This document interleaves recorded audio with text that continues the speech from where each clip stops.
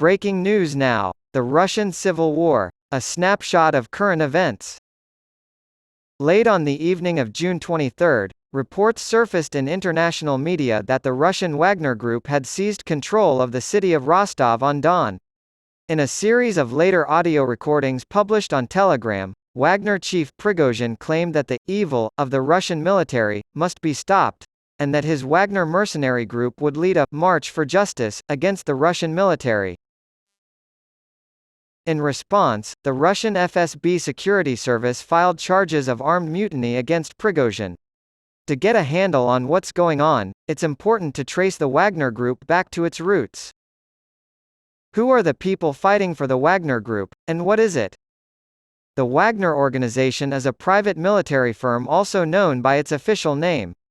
Yevgeny Prigozhin, a businessman who was once close to Russian President Vladimir Putin, runs what amounts to a mercenary network. It gained notoriety during the Donbass War in Ukraine between 2014 and 2015, when it aided pro-Russian separatist forces in the self-proclaimed Donetsk and Luhansk People's Republics.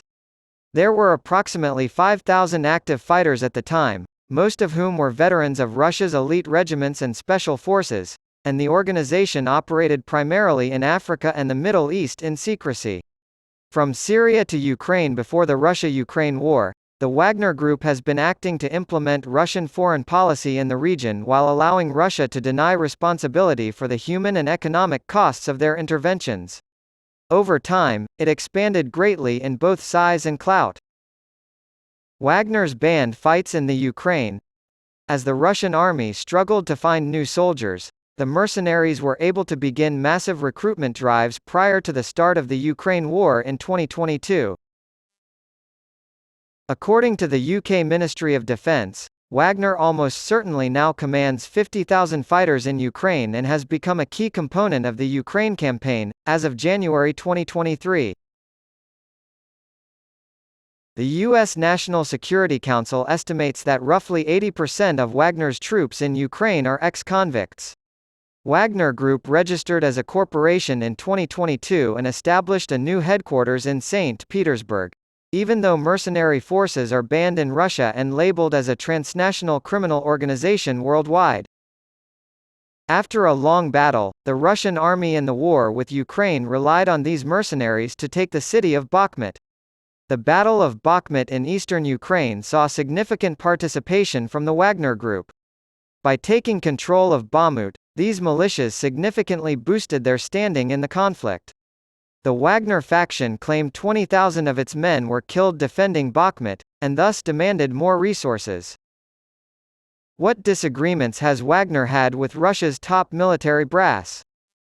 Defense Minister Sergei Shoigu and Ukrainian Army Chief of Staff Valery Gerasimov have been the targets of Prigozhin's harsh criticism and accusations of incompetence and deliberate undersupply of Wagner forces in Ukraine in recent months. By the end of June, businesses like Wagner were ordered by the Russian Defense Ministry to formally co-opt into the Russian regular forces by signing contracts. The directive did not make reference to the Wagner Group by name, but it is widely believed that the government was attempting to increase its influence there. In a furious statement, Prigozhin announced that his forces would not be honoring the contracts. A senior Russian defense official was accused by Prigozhin on June 23 of being responsible for bombing Wagner's troops in Ukraine, killing dozens of people.